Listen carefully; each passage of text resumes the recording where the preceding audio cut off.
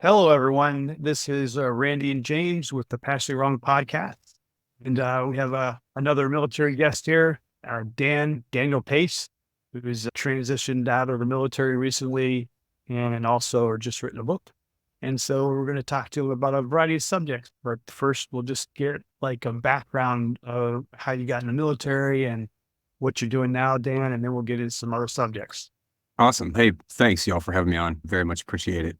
Yeah, joining the military. So I was just this total slacker drunk through college and I got to the end of it. And sure enough, when you get to the end of college, you have to figure out like what you want to do. You have to do a thing, right? You can't just be there being a drunk forever. It becomes, I guess, tasteless at some point. So we're finishing up. I graduated in like a month and I walked to the Navy recruiter of all things and the guys closed for lunch. So I go up and check the door. It won't open. And so I just look next door and there's the Army. And so we just walk over to the Army. And 2 months later, end up in Fort Benning, Georgia as an enlisted guy. And then 22 years later, I end up retiring. So it actually worked out okay. But I had a pretty fun career. But so you had a college degree and you still enlisted, or you didn't finish college? I did. Yeah, I finished. I finished and I came in as an E4. Just didn't want to be in charge of anything. Just wanted to travel the world and do awesome stuff. And I'm not sure the Army mostly did that. I think it mostly upheld its end of the deal, but it was perhaps less fun than the recruiter made it sound sometimes, particularly at first. But yeah, I had I think a colorful career. Ended up doing a bunch of time in Afghanistan and Iraq. I ended up going to the Special Forces and did 11 years there. And then I went over to Europe for the last stint. Decided my family and I that we were pretty much done with the Army. So I got 5 kids and a wife of 21 years. And so we hit the end of our threshold there. Decided we get out. And then I decided I wanted to write. So I started writing and I started doing it when I was in the Army. And then I really enjoyed it. And then I did it full time for a little bit. And then my wife and I decided that perhaps I needed a more engaging job. So now I do it part time again, because if I'm around the home all day, bad stuff tends to happen. So that's how I got where I am today. And I yada over a bunch of stuff. But is there anything you want me to fill in more on? So I'm always interested. Randy and I just did an episode where Randy explained some of the differences between the Green Berets and the Rangers and lots of details that maybe are clear if you're already in the military or the Special Forces, but not so much for me. I went a different route, a lawyer by training, and worked for many years in the corporate environment. I'm curious how you found your training to become a Green Beret. You said you spent 11 years in the Special Forces. How hard was it becoming a Green Beret? Just maybe to get a little bit of contrast, you won't know what Randy said before about it, but I'm curious, what was your sense of it? How quickly after you had enlisted could you start the training? And was it clear that's what you wanted to do? Just a little bit, that thought process is also fascinating. No, sure thing. So it's funny. I just walked into the Army as a complete idiot that knew nothing about it, right? I'm just this, hey, let's do this. This sounds great. And then 4 years in, I actually really enjoyed it. I would say 2 years in, I really hated it and probably wanted to leave really quickly, immediately. And then 4 years in, I had a deployment when it all came together and actually saw, I guess you could say, the good part of being in the Army. And then came home and was like, okay, now I got to go be an officer because frankly, you get paid a lot more, like just candidly. And also it's being in the infantry. I would say the skill set kind of caps out relatively early. And then at that point, you're really just doing the same thing again and again. And so after 4 years, it felt like I wanted to go a little broader and not just keep rinse and repeating the same basic battle drills for 20 years. So ended up going to be an officer, ended up doing that, went back to Iraq as a lieutenant and did 15 months of kind of rebuilding Baghdad during the surge, which is the subject of the book. But that was super challenging and it was super exciting. It was really mentally stimulating in a way that just being a ground pounder necessarily wasn't. But during that time, I bumped into some SF guys that were working nearby. We ended up doing security for them and working with them on part of the mission over there. And I just fell in love with it. I mean, SF is the part of the Army for people that don't like the Army, I think is probably a fair way to describe it. It's for the people that don't really want to do all the things that you associate with the Army, a sharp haircut and nice uniform and doing what everybody tells you. Like really, SF tries to sidestep as much of that as it can in the interest of doing more exciting and more motion focused things. And it looked really appealing. So I put it in my packet. I ended up going, actually, for better and for worse, it was actually on TV. So my selection class is recorded. So if you go to 2 Weeks in Hell, the Discovery Channel special, you can find roster number 151 looking all sad a couple of times. Fortunately, they didn't get me into any of the really compromising stuff. There's some guys in there that I feel real bad for because I got some pretty embarrassing moments, but I was lucky enough to be in the background. But the US was challenging. Yeah, it is quite challenging. It's just a physical grind. And then when you finish, you have a year-long grind after that of kind of the training side of it, which you still have to keep getting gated, keep proving yourself, keep doing all the things. And so it's a pretty long pipeline. But by the end of it, yeah, it was really good. It felt good to finish. And I loved working in the SF world. Like, it's just great. You get a lot of freedom. You get a lot of exciting mission sets. You don't get a lot of supervision. And so you can do things your own way. And it's just a really cool place to work. And then as you go higher in rank, where I started to get toward the end of my career, major, lieutenant colonel, I'll be honest, it comes back toward the big army, and it all becomes a little bit more, mostly like I'd imagine being in a big corporation is. The flavor all turns the same. The focuses are all on metrics, and it's a lot less about being dynamic or people. It's about process and meetings, and it just stopped being appealing. And that's why I ended up getting out. So did I answer all the questions? I think you did, yeah. And you said, I think before, that you guys were in Europe at the end of your career, or at least for part of it. Where was that, if you can say? We did Stuttgart. Yeah, we were in Stuttgart for the last 4 years. So we went over there in the middle of COVID in 2020, which was an exciting time to move to Europe, as you might imagine, certainly with 5 kids. You've never known awkward until you have a kid throw up on an airplane in the middle of COVID. Everyone already thinks that you're a walking leper colony, and then your kid throws up all over the floor. And yeah, we made it though. We made it the country. It was good. And then we did a 2-week quarantine in a hotel with all 5 kids, which tried the patients involved. And then we made it. It ended up being a wonderful 4 years. Really cool. So when Randy and I took on a variety of different topics, I recognized similarities in what he describes he learned in the military, or the different training, or even some of the management challenges you were talking about that are maybe less appealing, but nonetheless, you're running a super large organization. You need some bureaucracy. But anyway, the point I wanted to make was I noticed a lot of similarities between how the military seems to approach training and developing people and just making them better, and how we try to do it on the business side. Do you feel like the military gave you skills that were useful to you, not just in the military, but now that you're out and running your own business and trying to do things with your family and your life, that you look back and say, oh yeah, this is actually a transferable skill, a useful skill, and I'm happy about how much carries over, in other words, that you find useful in your current, if that's a sensible question. No, it is. It's an interesting question. So it's funny. You end up with this weird split. On one side, you have all these technical skills that are not particularly useful in any kind of world except for the military. So if you stay in that segment, then like clearing a room or throwing a grenade, or there's so many strange, and all the support side of that too, like understanding how to employ grenades and where to put people if you want to shoot everyone that's walking down a street. Like, those are the sorts of skills that aren't immediately transferable. But it's funny because on the other side of this, you get all these universal skills that I found super easily transferable. And they work pretty much everywhere in life. So tons of people skills, right? I mean, the military is particularly the Army is a very people heavy organization, and you get personalities, and you get lots and lots of time to have the same people rotate through. So every 2 years, the entire organization changes, and you have to relearn how to work with everyone. You have to relearn how to make things happen. And the military also provides a really good kind of crucible, I guess it's a little cliche, but this crucible stress, right? So you get intense stress mixed with working with lots of people, and like deliver repeatedly under a lot of pressure. And so that kind of skill set I found to be infinitely useful. I kind of work in corporate America now. I'm a program manager full time, and people are people. And so the ability to get someone you can use PMI terminology, or you can use the military's MD&P terminology, but it's the same thing. You're tracking tasks.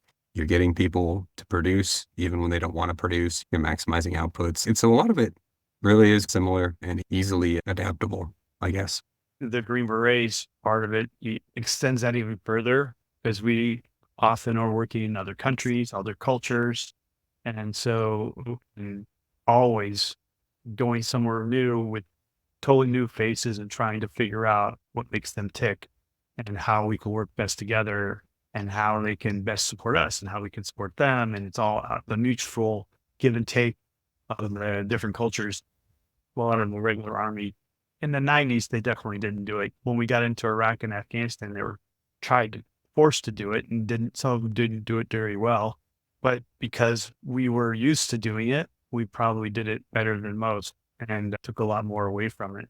I was thinking of I that. think I'm not in love with public speaking, right? As I would say out of the chute, I'm not a lovely, I don't enjoy public speaking. But in SF, I did a 4-month stint in Colombia where we're training people. And I'm standing there at the end doing this thing in Spanish. I'm an acceptable Spanish speaker. I'm not an excellent Spanish speaker. And at the end, the commander walks up to me. He's like, "It is time for your speech." I'm like, "What?" And so there's 200 Lanceros standing there. And he's like, "Yeah, the speech, you must give the end of class speech." I'm like, "Oh, God." So just walk up there and just work your way in Spanish to this audience of commandos in 110-degree Tolomita, Colombia. And you're trying to like sound like not an idiot, but with that kind of think on your feet, all right, let's figure it out. Comes up every day in the SF world. And actually, it makes it appealing and addictive. But that skill set, very transferable, very transferable. I had a commander that happened to at the end. We were, I think, in Guatemala at the time, but he could say thing, "Hey, it's time for your speech." And his Spanish was like negative. He made speaking Spanish and everyone was dumber at the end. And he went out there, "We are muy feliz to be here. Muy feliz to stop, be here." That was not it. There's lots of moys and more felices. And that was the end. And we're all like, nah. Oh my God. It was so bad. It was so bad that he was a good enough guy. He'd come out there and go, "Hey, I want to help. Can I help? Can I help?" And I'm giving like how to give IV classes and burn classes and stuff. Like, this is a little technical for you. Let's do something else. And so I gave him all the words and I practiced with them on burn class, tree to burn. And then if he would say it, but he'd forget the words. If you have a burn in Spanish, he'd say, "If you have a burn in your arma," which in James, arma means weapon. So if you have it in your arma, then you would, and I was like, "No, step back from the equipment, sir." Stop talking. You could be the victim. Here, I'm going to stick you with IVs. You can get stuck with IVs. And that's your role in the training. Yeah. I So, don't know. I mean, similar things come up, okay. James? Does that kind of stuff come up in your experience, the corporate world as well? I'm asking myself, I would have assumed that the Army figures out, because it has to, whether people are competent at a certain task or not, and prevents people who are not competent from being able to perform tasks that they shouldn't. But I have heard enough stories to know that that just isn't true. So what we face in the world of work is, of course, that there are people of greater and lesser competence, and it's easier in some settings to actually say that. It's gotten more difficult to give honest performance reviews and evaluate people on the basis of merit. And I assume, being on the outside, that the military is a fairly merit-driven organization. That, if you got it, you bring it, and if you don't, people know. And so somehow, of course, organizations are imperfect, but yeah, if you can do it, you continue, you advance, and if you can't, then you find something that better suits your skills. So yeah, I think people are people. That's probably the common element that runs throughout all of this. People are going to be people. I'm struck as well when I heard you describe your path into the military, and that sometimes tiny things in our lives have a significant impact, way more than you realize. It's like the guy from the Navy office was at lunch and then you ended up in the Army. That probably had a big impact on your career, right? And on the rest of your life. And who the hell knew that it would turn on one little thing like that? And then coming across the Special Forces guys on your posting there and thinking, oh, that's cool what they do. And that influenced your decision to then join the Special Forces. And I do sometimes look back and wonder, how many of these 4 or 5 little coincidences go into making up the important cornerstones of a big part of people's lives. So the writing element that is now important to you, you said you started writing before you left the military. And was that something that was in the back of your mind? Did it come into your mind as you knew you were thinking about leaving the military? Tell us a little bit where your authorial instincts came from. So if my high school English teacher is watching, she's going to laugh horribly or cry or something. I was the worst English student ever. I just hated everything about English and composition. I don't really know why. I think I was just a stupid kid, but I've always read, right? So I read a ton as a kid. Since childhood, that's pretty much all I did was read. And so I don't think writing should have ever been that big a step, but for some reason I had a really negative association with it until, I don't know, maybe halfway through my career in the military. And we had a course called the Captain's Career Course where we had to write history assignments. You just had to do it. And I started putting it together and realized I actually enjoyed it. Like, it was just not something I was expecting. Actually, it's weird, but computers help with that too. Like I have terrible handwriting. I have terrible handwriting and terrible organizational skills. Like I'm a train wreck of organizing my life. Like it's just a collection of sticky notes and piles of crap. And so having the ability to organize it and then edit it and then read what I've written really changed the whole way I approached it and made it a lot more appealing. And that sounds mechanical, but it really helped a lot. And then 2020, actually, I had a lot of really, I guess I had a lot of issues with COVID and the withdrawal from Afghanistan. It was a twofer there late in the career. And it was frankly difficult to deal with. And also with the COVID restrictions meant that I was on my porch a lot, sitting there nominally at work on my computer. And so I just started to jot down the stuff that I was thinking about. And I wrote a couple of papers on what I thought about the kind of current situation, and I ended up submitting them for publication and they got published, and that kind of got me going. And so I just kept writing papers, kept submitting them. And then I ended up starting to just jot down stories. Like I started keeping a nightly journal, started to scribble stuff down before I went to sleep. It was weird. A sleep therapist actually told me that because I was having horrible insomnia. And so he's like, hey, right before you go to bed every night, it'll help calm your brain down. And that also stuck. And so I just took that and started building it into this story of Iraq. It's like, all right, I'm going to tell this story. I just want to type down what happens so that I remember it. And I enjoyed it. It was like 15 pages. And I was like, I could tell what happened before that. And then 50 pages later, I'm like, I should organize this and just turn it into a book. And it just started to move that way, And at the same time, I ended up writing this ethics book, which was a more deliberate project, more looking at figuring out what I wanted to do after the military. It tied in with a lot of the COVID stuff and the Afghan withdrawal stuff. And so on the one hand, I was just composing this narrative of Iraq that was just jotting down memories that I didn't want to forget. And then the other was really putting together this ethics book. And the ethics book came together first, and the Iraq book took a lot longer. But I guess that was it. That was in a nutshell what happened. So that's interesting. A lot to talk about there. The ethics angle, I noticed in your description, you said that one of the things that you liked reading was philosophy. Was the angle somehow connected there, or is the philosophy separate and the ethics came about because you had to teach a course? Or I'm just curious, what kind of ethics and what was the book about, or is the book about? So it's called Gray Zone Ethics. And I was an ethics and logic major in college. And so I read a lot on ethics and logic anyway. I was always appealing. I always found it kind of appealing. But in the military, I honestly didn't give it a lot of thought. Like ethics is mostly a block check event, I would say. And most of the military, it's just like an online training thing. You do it, or you get a brief from the lawyer. We definitely conflate legally right and morally right all the time in the military. That is a thing that we do. We use the JAG as the conscience of the organization. Am I okay? I'm good. Okay, I'm good. And the lawyers, I didn't say you were good. I just said there was no legal objection. And we just brushed right past that. So late in my time in the Special Forces, I got really unhappy with the way we taught ethics. And so what I kept seeing over and over again is I'd see guys, I think we're usually, okay, there's guys that are doing the wrong thing. We all know that, right? That's just guys doing things they know are wrong. But there's a lot of guys that were trying to do the right thing. And we would end up in this game of plausible liability, where so guys are going overseas. They're trying to accomplish the mission that they were given. We paint them into this corner saying, okay, here are the rules you have to operate under. And then maybe as a commander, I know that you're not really operating under those rules because I've put you in a position where maybe you can't operate within those rules if you want to be effective. But as long as you're effective, I don't really ask a lot of questions. And so we almost teach guys the wrong way in a lot of those situations. We teach them that as long as you don't get caught, it's okay. But then all of a sudden, something will happen, something will come to light, and then it's not okay anymore. And it comes crashing down, and they get fragged, they get destroyed, they get thrown out, they get tabs taken away, everything revoked, sometimes criminal punishment. And I think that we're doing ourselves a disservice. I think if we taught ethics differently, if we started out more openly internally, right? There's a side of the business that has to be necessarily in the dark, right? It's just, there are things that you would never want to put in the paper. And I get that. But if we don't allow people to tell the truth internally, I think we teach them to lie to us. And that's the backbone of the book, is if you teach people to lie to you, they're going to keep lying to you because you're rewarding them for lying to you. And so you have to find a way to teach people to behave gray zone ethics, right? So this questionable ethical activity. You have to find a way for people to do questionably ethical things, but also be okay with it internally and mentally as people to avoid a moral injury is a common thing, but also to just maintain trust in the organization. I have to believe that you as my commander have my back.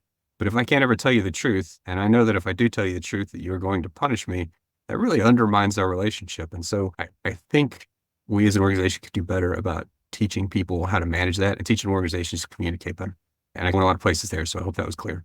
Yeah, no, that is a really good description. We have had a previous guest talk about moral injury from the perspective of just the challenges that the average soldier faces all the time in pursuing their mission. I was thinking as you were talking, and I like that you mentioned it so explicitly, this comes down to the behavior that you get, that you incentivize, comes down at least in part to, does management, does the chain of command have your back? If it's up, are people in the chain of command courageous enough to say, this is our mission and I'm going to support you in carrying out the mission and not turn a blind eye, as it were? So that problem, it strikes me, runs up very high, right? All the way to the top, where we have these objectives we'd like to accomplish. We don't want to be transparent about how we're doing them. That's a very difficult ethical situation to be in. And when you push that down and expect people underneath you to make decisions that you won't basically publicly, explicitly make, that's so unfair, right? That's management's job to take the heat, not the person who has to carry out the mission. So anyway, that's a little bit of a mix of my immediate response from a business side, but also it has to be exacerbated because the challenges are that much more difficult. The ethical situations are that much more challenging in the military. For us, do I pay a bribe or not? Okay, that's not that hard to work our way through. You have a very difficult challenge. And so the audience for that book is the military itself, people outside the military who you hope would influence the chain of command, or the gray So zone. it's mostly a training manual for internal use. Like Got it. it's very scenario based. So it has 13 different scenarios, ways you can construct those scenarios, and then potential outcomes based on them. And it's intended for integration to training. Like in an ideal world, you do some classroom discussion. We make the standards clear. We understand what's right. And then we integrate it into other stressful situations, right? Because ethics training is hard to replicate. It's hard to take a guy that's out at North Carolina and really convince him the ethical situation he's facing is deep and meaningful. I mean, he knows the right answer. He knows what you want to hear. And so he's going to totally give it to you. And so it's difficult to make training that replicates those situations and creates the kind of stresses that people are going to find downrange. But I think it's possible. And so what I offer is a bunch of scenarios where you can integrate that, where you can find ways to see how people under kind of intense stress. Okay, you're clearing a house, you've just thrown a bunch of flashbangs. Here is a situation you need to deal with, and trying to get them accustomed to making realistic, and you could call them ethically gray choices, and also being honest about the choices they make. And so I think that's possible. As far as the outside the military application, I don't know that it's going to penetrate much into the professional ethical community. I think that I don't have a PhD. I'm not really I'm looking at kind of the application and downside. And I think a lot of the ethical world really looks a lot more up, if that makes sense, up and in and refining. Take the law of war, for example. Like I think a lot more of law of war discussion happens on the up and in about what is just and what is not just in terms of conduct and the decision to go to war in the first place. And when you get down to how do you teach a guy to do something bad and be okay with it and not keep doing worse things, I think it falls through the cracks. So I guess what I would say is I'd be happy to work with people outside the military about it, but I've had pretty limited penetration. So far, my best feedback has been from guys on teams, guys in companies. We've talked about it, and I don't know how successful it'll be, but we've had some good discussions about it, and people have been pretty receptive. I'll encourage you in this model fashion. I think it's analogous. I've been teaching in law schools for about 10 years. I started teaching alongside while I was working professionally as an in-house counsel. And I noticed that perhaps similar to the ethics discussion as it gets higher up, and we mentioned whether you have a PhD or not, it's an academic discussion, the highbrow discussion, it's a theoretical discussion, and that has its place. But I came to appreciate when I worked on a program that we teach to practicing lawyers. Maybe they're seeking a master's degree, but they've been practicing for a while. So these are the equivalent of your 10-year and 15-year soldiers. They see something of the world. They're not students. You can't bullshit them about stuff that happens, but even better, you can talk about real world situations. So when we were designing courses for in-house counsel and I was working with the law faculty and they're like, oh, we want to have a professor of this and professor of that and professor of that. And I was like, hey, no offense, but I actually don't want any of you professors on this class. I want other in-house lawyers who have been dealing with these situations day in and day out to talk to these people who are facing these situations day in and day out. I need practical advice, not they got the theory when they went to law school, and that's important. That's great. I'm not, even though it sounds like I'm downplaying it. It's important, but that's not the area that's missing. Just like you just said, the area that's missing is this, these people are facing these difficult situations. What's the help for them? It's not the PhD nerd in his ivory tower writing a theory on the law of war. it's got to be much more hands-on and practical. And I suspect there is a market for that. I just don't know how you get to the audience. You got to go through the eggheads, as it were, to get back down to them. But anyway, that's really interesting. And not to hijack things or get off on that. I find the topic interesting. Randy, you wanted to add something? Yeah, I think one thing that has to be stated about the difference between what the military, the gray moral area, the military is facing that he's talking about in this book, and civilian or all these other entities, the age of the people we're talking about. If you're gonna take this to outside of SF, you're talking 17, 18, 19-year-olds who got the moral decision to take a life or not, to stop a car that's coming at you and decide whether you're going to blow away a family or not, or something like that. That's one thing. When you're talking about SF, I'd have to SF when I was 22. So you're talking to 22-year-olds to all the way to 40 something. And the most impressionable are the 22s. And we've had a history in the Army and especially in the Green Berets where you learn from the guy standing next to you who has 3 more years on the team. And so if that's how the bad habit get passed on, because no one remembers the rule. We just know how we've been doing it on this team for the last 15 years. And this is what we did. And so teaching these gray ethic areas to the whole team and all the way from the 22-year-old to the 35-year-old, which is like age group on the team. Like the team sergeant will be like 35, the chief will be like 35, and the new guys will be 22, and they get everything in between. And that is a lot different than I think the civilian world. And some of these like 22, 23, 24, they're in charge of $1 million. You go down to Iran and Afghanistan, here's $1 million, kid. Don't spend it all in one place. Oh, just kidding. You're not sure if they're like, are you kidding? I'm not real sure. Nobody's going to give me these trades.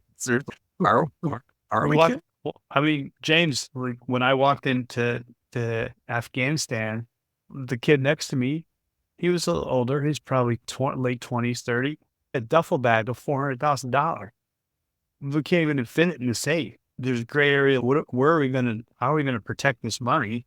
And what do we spend it on? And what makes sense as opposed to, there's all kinds of things just with money there, not even life or death. And then, so there's a lot of, I don't know what the scenarios, I'd like to read this book actually, but I don't know what the scenarios are. There's all kinds of things that could go wrong with that. The kid's never made more than worked at a gas station 3 years ago, and now he's got $400,000. So. Dude, Randy, it's funny you mentioned it because you talk about the average age, right? But in Iraq in the surge, right, we have this piece of Baghdad. I have a platoon of 26 guys. I'm 25. I think I'm the oldest guy in the platoon at 25. The platoon sergeant, maybe a year or two older. He's close. Everybody else is 18 to 20. And you get this guidance like, all right, rebuild this town. So we're going to need to pick some local leadership and we're going to need to train a security force. We're going to need to do economic stimulation. Okay, so here is the commander's emergency response money, SERP money, and you can give it out in $10,000 increments to any Iraqi you think could start a good business. And meanwhile, I'm like, it's 150 degrees. I got a 2.7 bachelor's degree, and everybody else here is like GED level, and you want us to just economically rebuild Iraq. Okay, I guess we'll do that. But you get so many, like, I actually think we had a pretty successful time, but you got so many mixed results because all across the theater, people were doing exactly that. And you're like, that didn't work for that guy. He wasn't probably the guy we should have done that with, but it's just difficult. You put people in interesting situations. So did you find there was a narrative arc in your Iraq book? You said you started and with a description and said, oh, I could write about what happened earlier. And then of course you edited it. And did you guys work together on that book, Randy? Randy helped me a lot with that, frankly. Like we went from, go ahead, Randy. How did you find me? I forgot. How did we get connected? So it's funny, right? But I knew Randy back at Group tangentially, like we worked together a little bit and I remember seeing you at meetings and stuff.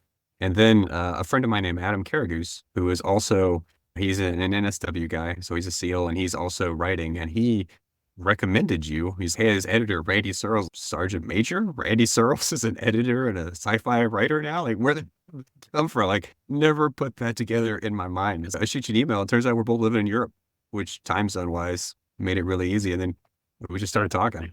And he basically helped me turn a collection of reminiscences into a narrative. Because, man, target audience, there are so many things that I didn't know anything about starting this book about who are you writing it to and what story are you trying to tell? And so many things. How do you restrict the number of characters? Like it was difficult, but yeah, the narrative, it's funny because the narrative was there and I knew the overall arc of what I wanted to tell, but it's difficult to tell a series of stories that create a narrative in a way where you don't want to really be plain about just laying out the narrative. So how do you lay out how you want this to come together when you're really telling a day a month in the case of mine? And you're like, okay, you take this days and each day builds toward an overall feeling. And then you bring the theme together in the end. And it was difficult to do. And you find out, I think a lot of times, which you'll probably already know, which is just because it works in your head doesn't mean anybody else picks it up at all. Like Randy and Laura definitely several times, I don't get where you're going with this. Damn it. Thought it was so clear. No. Okay. We got to rework that part. So the narrative came it came eventually. We had too many good ideas. We took them down the wrong track for a little bit, but we ultimately, we always say, hey, it's up to you to take our suggestions or not. And one of our suggestions, that's a great idea. And then we went off down this tangent and it might be a second book someday, but then we had to tone it back. So, nope, my book's never going to get published if we do that. We need to, we'll be working on it for the next 4 years. So we're going to stick with what we got. Became too big. That's the hardest thing, right? Is not telling the whole story as it's in your head, right? You got to pare it down. You got to pare it down to something manageable. I imagine keeping your audience or your reader in mind might help with that. Effective communication is often just as much about what you leave out as what you say, because you have so much going on in your head, and you know so much, and you'd like to share it. But then again, if it doesn't help advance that particular part of your story, then maybe it doesn't belong in there. How I understand, just from a brief comment Randy made before we started, that you also followed advice that he gave about what to do after you published your book, in the sense of making it seen and heard. And I'd be interested in hearing about that sort of transition from writing, editing, to the moment of publishing when an author thinks, oh, I'm done, but you're not done. Gosh, you're so right. That is probably the number one thing.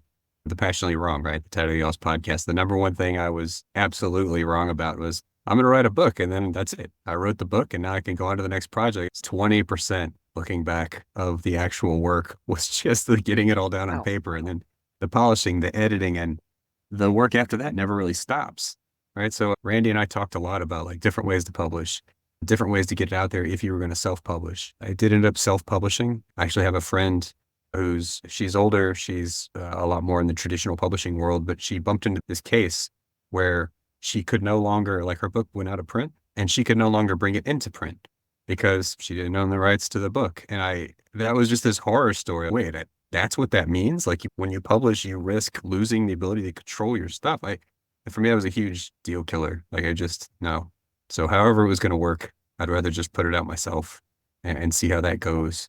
And the learning curve on that has been steep. Like I'm not like necessarily, for a while, I wasn't really a social media person, still adverse to too much of it. I don't know. I just don't enjoy it. But the turning, once you finally polish the book, once you finally do the things like get cover art, do interior design. Like what is interior design? Once you finally get all of this stuff done and you finally have this book that you're happy with, it has to compete with 7 trillion other books to ever get noticed by anyone. You're like, how do you get it out there? And honestly, I mostly learned through failure on a lot of this. So like you're like, okay, let's see if we can put together a launch. You're like, but I don't really want to hype it up. I'm not really interested in that. But then you realize like how Amazon's algorithms work, and okay, a launch day drives this, which drives this. And if you don't hit this, then you don't have this. And so there's so much like math and just like raw, I don't know what the word is. I want to use the word ruthless, but it's this really, you're going to do this or it's not going to go anywhere and you're not going to do anything. And so there's so much, ruthless isn't quite the right word, but there's so much just very practical. Okay, you need to learn how to do Amazon advertising and you need to learn what cost per click means. And you need to learn the balance between really being tasteless about asking people to leave reviews and trying to politely ask people to leave reviews. And there's so much that goes into that has nothing to do with telling a story or writing a book that it really caught me off guard. How did you learn about that stuff? I think only partly jokingly said you learned by making a lot of mistakes, but your process of even getting inspired of, I have to learn how to advertise on Amazon and the countless other things that I'm quite sure you tried. Was it just searching around on the internet to figure out? Do you work with a community of other authors? Randy, I presume, gave you some tips, but how did you educate yourself? So Randy and I talked a lot. We had a lot of just random in the car. Hey, I saw this video. Have you seen this video? No, let's look that. And he'd do the same thing and click. Or I went to this conference. I don't remember the one you went to, but that writers conference, and it had a bunch of links. And I'd click these links. And that was really great. And then you just start researching and going down rabbit holes. I don't have a large community, but I have a couple of other writer friends, and we've exchanged, call them worst practices, best practices. Like, hey, don't do that. That was a total waste. Or do this. This is great. Or a lot of times it was just not getting results and going on YouTube. So advertising on Amazon, for example, was very hit or miss, certainly early on. It took a long time to figure out like, oh, this is how to structure a campaign to actually be successful. I'm at least past the break-even point now. So I feel like, okay, I've made enough progress that it's working, but it did not come easily. Like that information is quite difficult and at least to me, not intuitive. So a lot of trial and error and a lot of questions and a lot of discussion, a lot of Easter egg hunts with Randy and Adam and a couple other people. I think one of the most interesting things you just told me last night when I was talking to you was, James, if you publish on Amazon, and that's the only place you publish, in order to get a copy of your book, pretty much, if you want a copy of your book, it doesn't say author's copy on it, right? So Not for distribution. to sell on your own. Yeah, you pretty much have to pay yourself to get the book. Like you can't just get it for the cost of the book because Amazon wants. And so you're paying yourself to get a copy of your book from Amazon. So there's some ways at the conference, it was a 50 books to 20 books to 50K conference that I went here in Sevilla, Spain, that we talked about on one of our other podcasts. And they were talking there was a desk there called Book Vault. And you can send your content and your cover to Book Vault for 10%. And then you can send people to buy the books there, and they only take 10% of your money instead of Amazon takes 30% or 40%, I think. And you can get relatively well priced for what, $3 or $4, I guess. How much does it cost?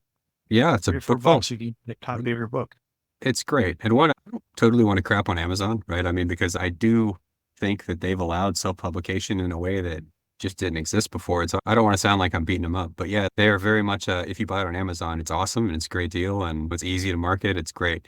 But if you want local copies, like for example, a lot of times I want to just send copies to people, right? You just send a copy to people or a local ROTC program or a local whoever, or send them to a library and you just want to mail some copies. Amazon makes that really challenging, right? Because you can't just pay to print a book. You have to order the book at cost to yourself. And the author copies all say not for distribution and big ugly letters around it. And so right, wrong, or indifferent, it's just not a good option. But Book Vault was great. It was like $50. You can list your title and then they just give you a straight printing cost.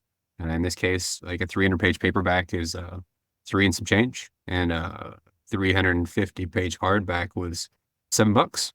Get printed. That's really not too bad. And then you can print them and you can sell them locally. You can do anything you want with them. You can direct sell off your website, which is another kind of cool option, but it gives you a lot more tools that I did not know existed until, again, you realize that you want to send books to people and you're not sure how to get them. And you're like, I don't want to get them from Amazon. There's going to be a better way. And Book Vault turned out to be pretty good.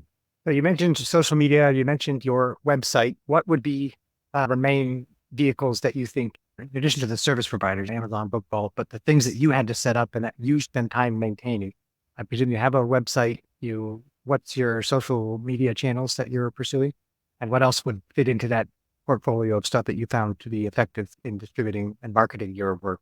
So step one was I had to set up an LLC or a corporation to just handle the rights. So I'm not a lawyer by trade at all, but I have concerns about just long-term how to structure this so that it makes sense. And so step one was just get an LLC, listing the LLC as the publisher, and then saying, okay, this LLC has published this book, and therefore that's a company that owns this. I honestly, to this point, I'm still not sure what all the ramifications of that in the future will be, but I felt sure having a company to do it made a lot more sense. Also, you get into these weird things like my bank won't take, if you get Amazon distributions into an account, your bank will call and say, hey, you're using this like a business account. We're going to close this. Is that a business? I didn't realize what it was, but I just restructured everything, created a formal business account.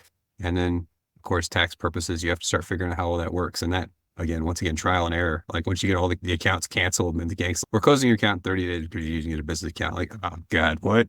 I didn't think it was business. I'm just, anyway. Yes. So there's that on the very mechanical businessy side of things.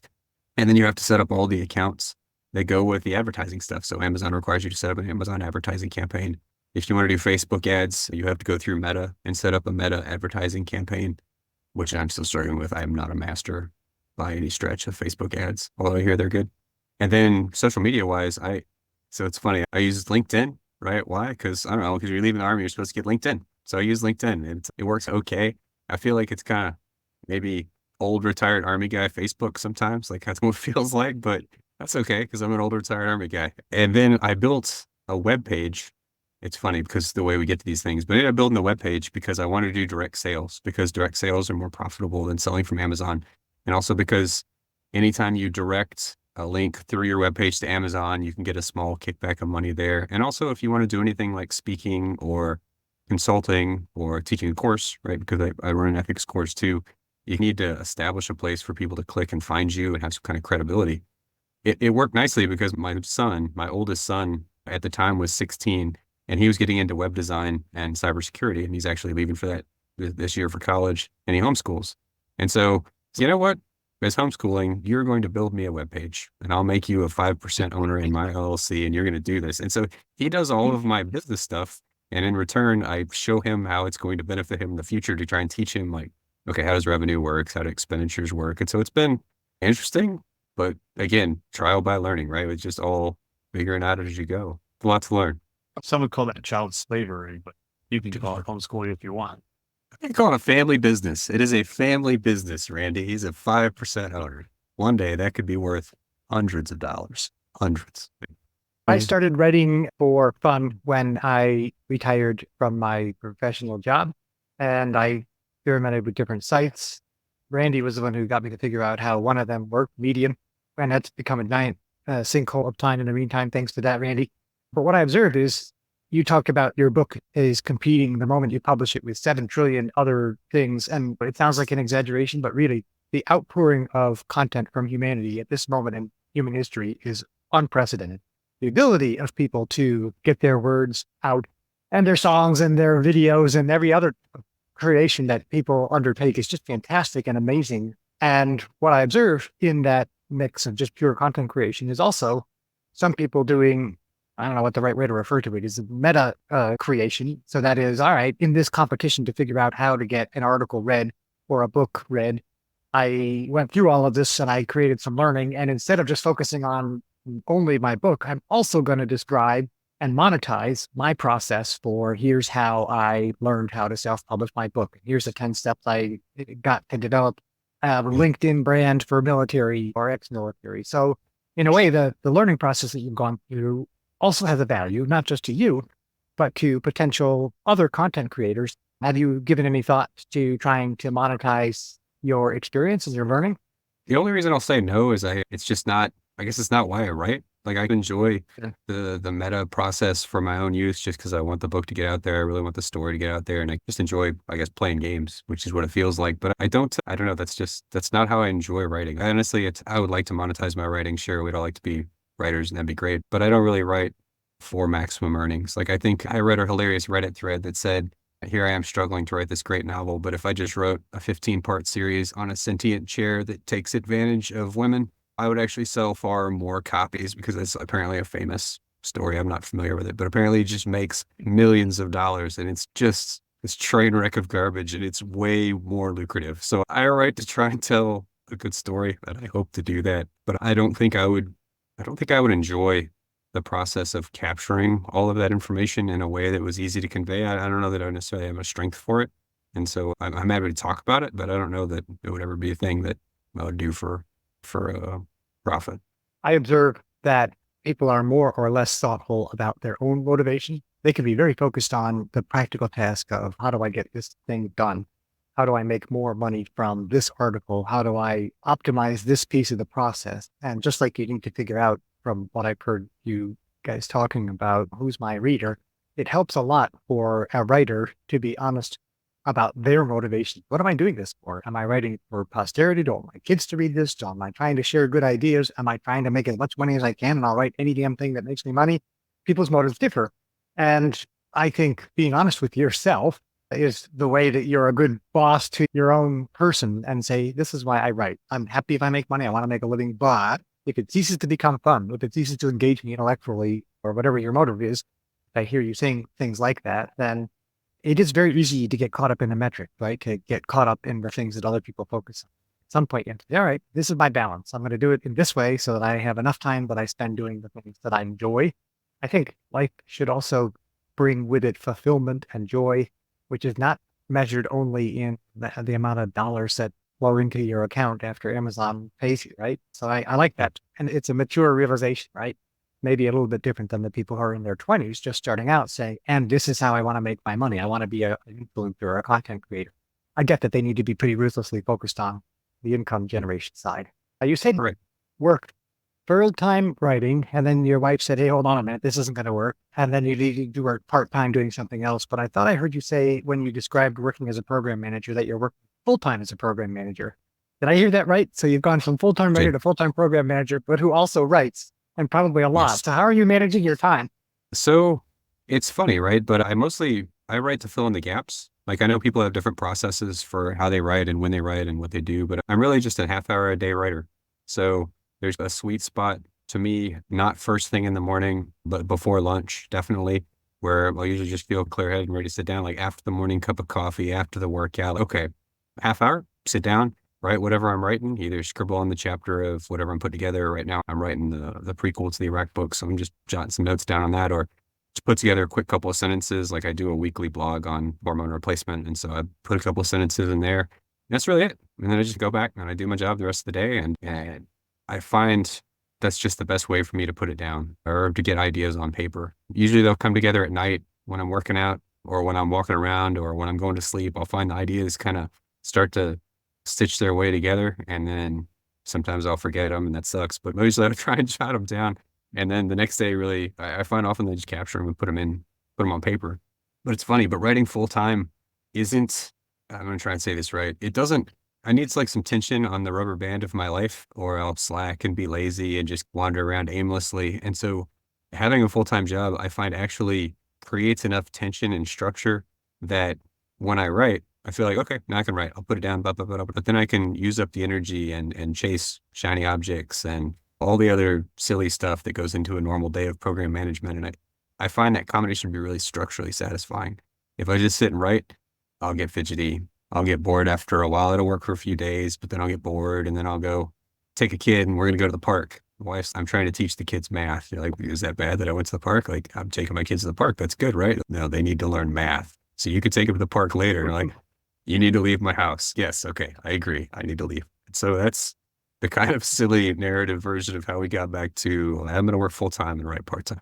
No, that totally makes sense. I get it. I'm curious as well to hear how it feels to you to work on both a book of the type that you are working on now, the prequel to your Iraq, and then also a weekly blog on hormone replacement.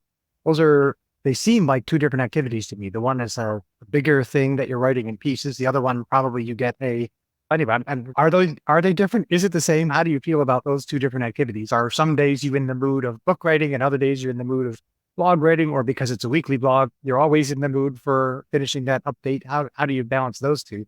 And maybe we can segue into the blog itself just briefly so we hear about that, what you're writing on there.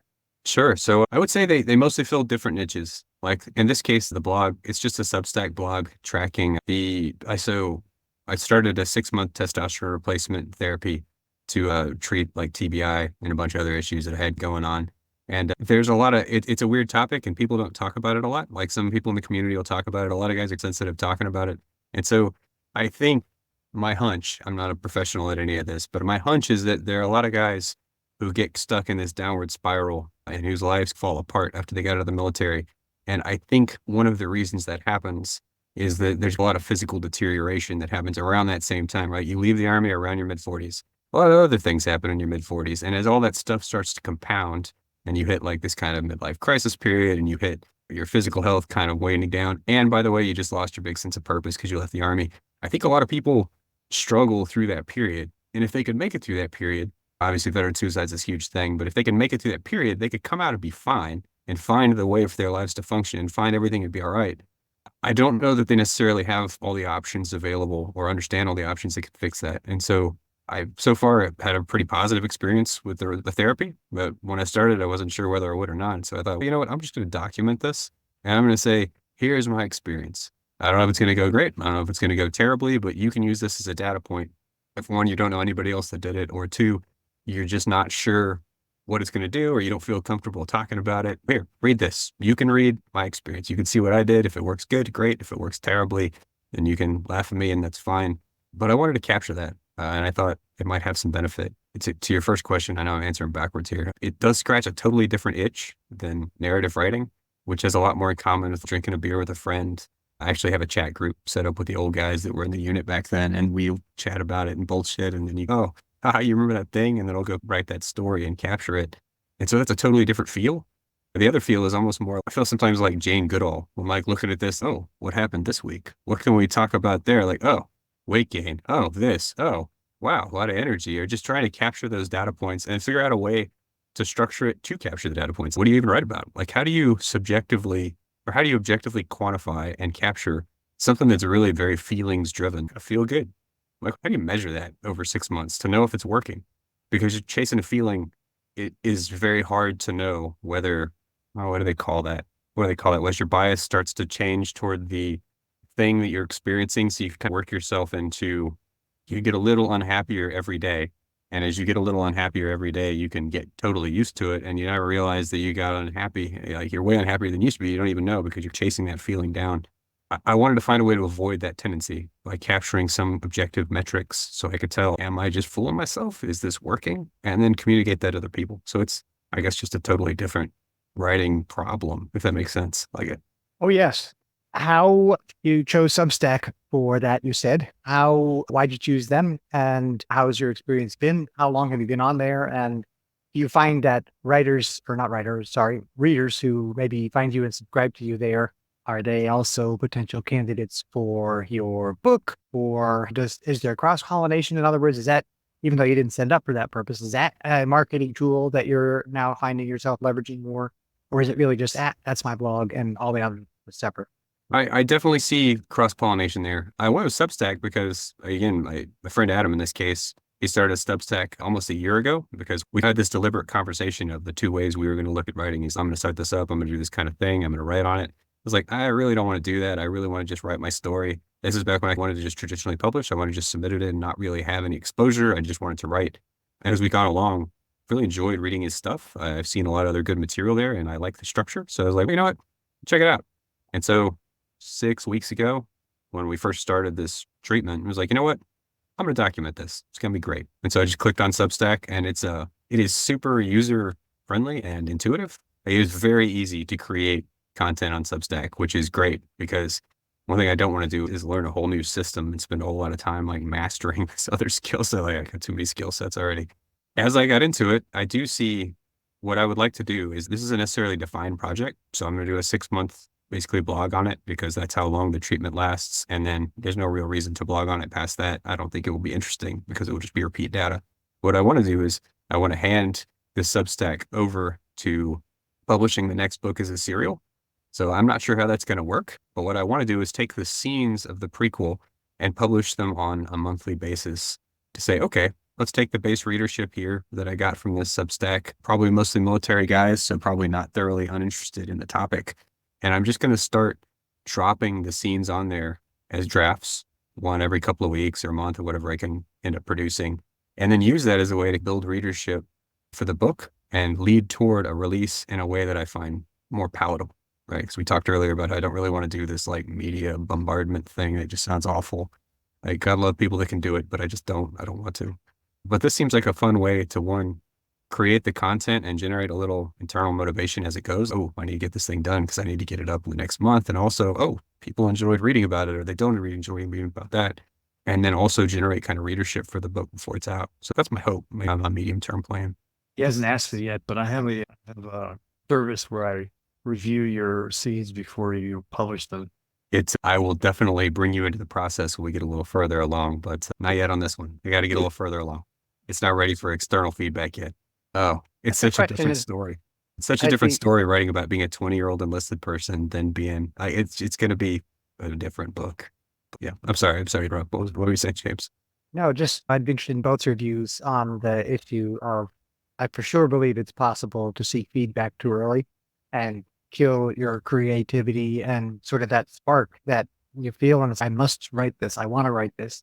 I don't care if it's good or not. I don't care if people think it's going to be a bad idea or not. I found in writing, I write a couple of weekly columns, short form pieces.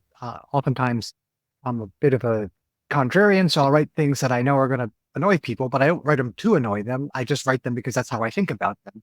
And I found that if I show those pieces to people too early, they're like, oh, what are you writing this for? That's just going to piss off this group or that group. What's the right time? Is there a right time? Does it depend on the thing? Do you have to have the book finished? Maybe I'll start with you, Randy. You've probably experienced people coming at all sorts of different levels, and I'm sure there's not an easy answer to this. And maybe it depends on the person, not the work so much. Some people are fine getting early feedback, and other people don't want to hear anything until it's out of their hands. But I immediately jumped on when you were talking about not the right time to send it to Randy, Dan. You need to be far enough along to know that you've got something there, or whatever your motive is. But anyway, that's the reason for the question. What's your thought, Randy? So my experience with a bunch of different authors is if you don't finish the book, it's really hard for me as an editor to help you because I can't see the character arc you built or even the external plot really well, or the message in the case of a nonfiction story, like the message to the reader. It's really hard to get that. And you can tell me, you as the author can tell me that all day, but that doesn't mean it's on the page. So until I see it. And so I have some authors come with, they got 80% they say they got 80% of the book. Hey, I need you to help to write the end. Usually my instructions are write the end and then I can help you. Otherwise, whatever I tell you before you write the end might not be the end you want. I'll read your book 80%. I'm like, the way you've written this book, the book can only end this way or this way. That's not the end of my book. I'm like, yes, but the way you've written it, if it doesn't end that way, your readers won't be happy. And I can't see the future, but I can analyze the story. And there's just certain ways stories work and there's certain ways that don't. Now, some stories are just a collection of anecdotes with a similar theme. And if that's the case and give me 80% of that, I can look at the 80% and say, hey, these are on point with your theme and these aren't. These are a different book, maybe. So I can give you that kind of advice. But I do have people that feed me chapter by chapter. I help people that way too. But we had a long discussion about what the target audience is, what their theme is, what their message is, and all of that stuff. But they can't just plop it in my lap, think I'm going to figure it out because I can't read their mind. If I have this 10-hour discussion with them before, 10 hours, sometimes people are faster, some people are slower, but at least 3 or 4 hours where I ask really hard questions. They think about it for some period of time and do some AA writing for pages, all their thoughts on the process. And then we talk about it and discuss it and really get into each other's head about it. Then it can help them write along the route to the end. If they've already written 80%, they've already got a direction. It may not be the direction they're thinking it is, but they've already gotten some direction. What do you think, Dan? Oh, I agree. One, I can't see it from your perspective entirely because you're an editor, right? So you deal with 50 authors and you deal with 50 authors worth of problems. I only got to deal with one author's worth of problems, right? So I only know my own problems that I have with it. But yes, what you're saying, it dovetails what we were talking about earlier. Like just because it's clear in my head doesn't mean that it's all clear anybody else's. And one of my favorite parts about working with you as an editor was seeing where between you and Laura, the things just weren't making it off the page into y'all's heads. Okay, I got to fix that. And then balancing that, which is really difficult in a nonfiction book with, okay, a story arc is good and it's awesome to tell a compelling story, but how do you tell what actually happened in a compelling way, right? Because you don't want to twist it too much in the name of making the story flow, but at the same time you want it to be interesting. And that I found that balance to be really challenging. So, James, what we said is probably my hardest part with nonfiction, and it's not changing the story, but it's like telling it in a different way. So you hook the reader in, and then you can use some of the description, exposition. You can use that kind of as in this interstitial fluid, for lack of a better word, and then you get into what the point of the scene or the chapter is. That's really the gift it's a craft to get that, to help people do that. And because people just want, a lot of times just want to tell it linearly, and that's not always the best way to tell a compelling story. It's a lot easier. Or just So, but like a fiction story, hey, it's missing something here. How about some aliens attack? That's exciting. You just stick it in there. And so that's a lot easier. But yeah, it's taken me a while I started writing nonfiction late in my career. I don't have a really long career. It's only about 8 years, but only about halfway through my career did I start my editing career. Did I start writing nonfiction and realize the challenge of writing the real story, keeping the real story the way the author wants it, and then crafting it so that it's more compelling. The way I read it, I read some really famous journalists who would write the day they met Elvis. There was these famous articles that they don't, some of them, most of them don't start, or they don't go linearly. They may start with where they met him, but then they'll jump around and go back and forth and weave this masterpiece. And some of it just amazing. And I remember getting a bunch of collection of famous stories the famous journalists that won awards. And I started reading them and understanding how they constructed the story so well that it was so interesting to read. And that's how I ended up helping most of the people, especially the people that wrote memoirs. And Scott Mann, we worked on one of his books. It's not published yet, it's coming out later this year. We worked on that for 3 years to craft. There's 10 or 15 stories in there, but each story is like, we grab the reader from the beginning and keep them interested all the way to the end. And we took a while, but it takes a little bit of energy and time and rewrites to get it right.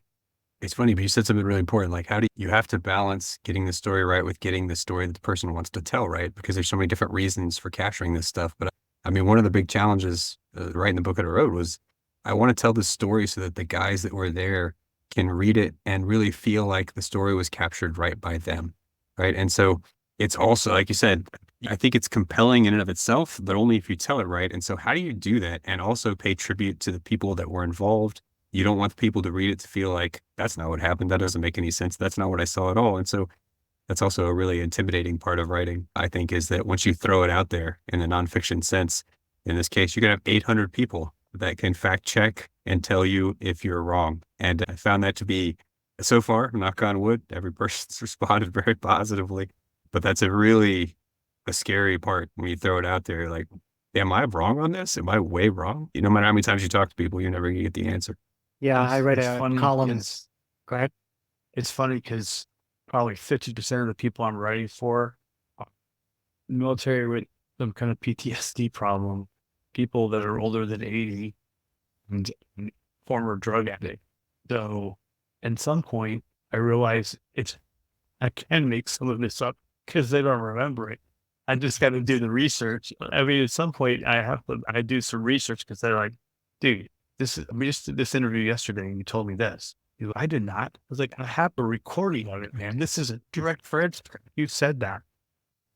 The fog of war. I call it the fog of war, man. So, yeah, exactly. So I got 3 versions, and then I'll compile all 3 versions like the most compelling way, and I'll put it on paper. And they're like, this is exactly how it happened. And I'm like, all right, I'm glad we got it. Great. Yeah, that gets right past the fact that memory itself is not perfect. People remember for all sorts of different reasons. It's tied up with emotions. And I think you're right, Dan, that when you're writing about true events, that people who are alive are going to be reading it. Like, hey, hold on a minute, I was there. That's tricky. And the fact that you're aware of it and sensitive to it and being careful is probably going to help you from making egregious mistakes.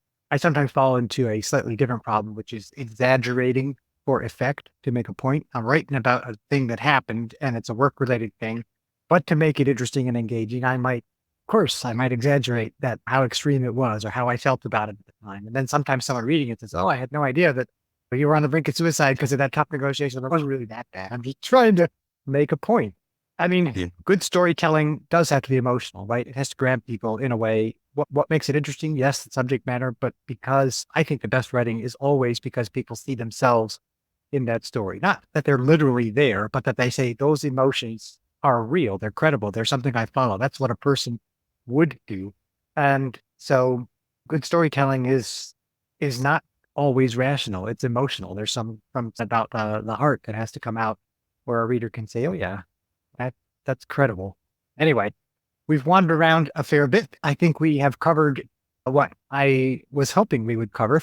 But the question is, did we cover what you hoped we would cover? Are there any things that we haven't yet said that you thought, if I get a chance, I'd like to get that out? We'll, of course, put your links in the show notes, get people to see your book and your Substack, your books, I should say. But what else would you, if you had anything else, would you like to mention as we've talked? First, thanks a ton for having me on. I very much appreciate just the time to talk. It's good talking to y'all anyway. It's fun to reminisce and tell funny stories and hear funny stories. As Randy pointed out, most of this has been blown up enough times. We don't really remember any of the things we just talked about anyway. So I'm not sure what all I said. And so I don't know what I haven't covered, but I hope that I've covered all of it. We did. I'm mostly joking. My wife would probably disagree. She would say I don't remember things very well. She's probably right.